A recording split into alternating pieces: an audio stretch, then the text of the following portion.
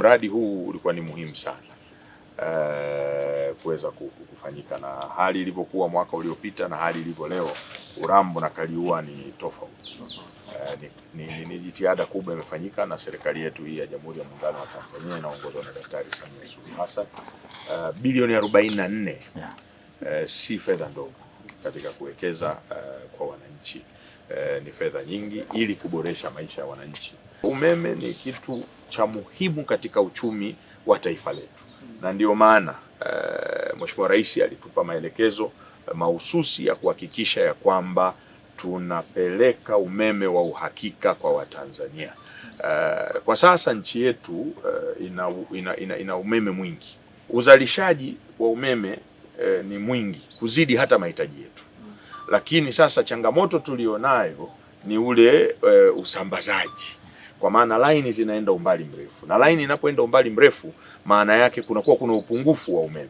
Mfano hapa Urambo umeme ulikuwa unatoka laini kutoka Tabora mpaka kufika hapa Urambo, itoke Urambo iende Kaliua. Kwa hiyo unajikuta voltage zinazokwenda ni ndogo, na umeme unakuwa una fluctuate na kadhalika, kwa unashindwa hata kuendesha mashine.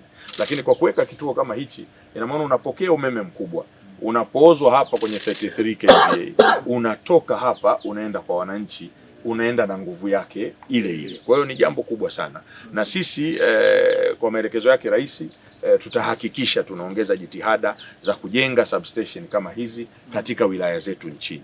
Mheshimiwa Rais ametoa zaidi ya trilioni 1.9 kwetu sisi huku Wizara ya Nishati na kupitia taasisi yetu ya TANESCO kuhakikisha kwamba tunaweka kitu kinaitwa grid imara katika nchi yetu, na kuna miradi inayoendelea maeneo mbalimbali. Kwa kweli niwaona ndani kule pia mambo ya kisasa kabisa, ambayo station hii iko hapa Urambo.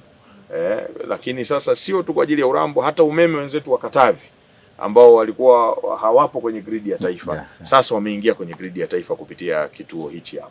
Sasa hizi umeme unakwenda wa uhakika kule, na wao pia tutaenda kuangalia zaidi namna gani tunawekea substations katika wilaya zao ili umeme uzidi kwa uhakika. Kwa hiyo sasa hivi tunaweza kusema Urambo iko tayari kwa ajili ya uwekezaji, kwa sababu ukiangalia uwezo wa hapa ni megawati 24, lakini wanaotumia wilaya mbili hizi za Kaliua na Urambo ni megawati 2.5. Kwa saizi muda huu tuliokuwepo, nimeona kwenye mitambo pale, nimeona ni megawati 2.5. Ina maana usiku peak watu wamerudi majumbani, ina maana maximum wametumia ni megawati 7. Ndio maximum.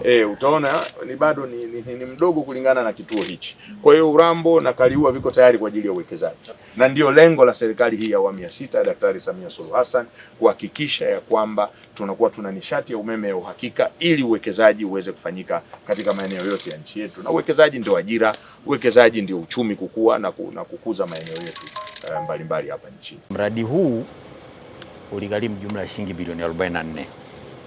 Bilioni 24 ni line ya 132 kutoka Tabora kuja hapa, lakini bilioni 16 ni kituo cha kupoza umeme.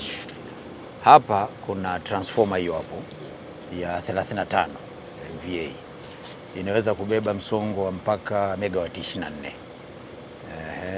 Lakini shilingi bilioni 16 substation na shilingi bilioni 4 zilikuwa ni compensation, watu ambao walipisha mradi kwenye ujenzi hasa wa line.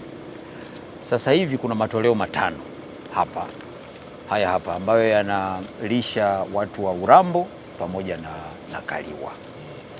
Hali ya utulivu wa umeme kwa sasa baada ya kituo kuanza, kimeanza mwezi wa 3 mwaka jana, kumekuwa na utulivu wa kutosha, na mpaka sasa maximum capacity ambayo tumeweza kuirani hapa ni megawati 7, minimum ni megawati 2. Tunaweza tukaenda mpaka megawati 24, lakini the maximum wanaweza wakahitaji megawati 7. Kwa hiyo bado tuna operate chini ya kiwango, na tuna uwezo wa kuwahudumia wawekezaji wote watakaokuja, kwa sababu uwezo wa kituo unaweza ukamudu. Tuna mradi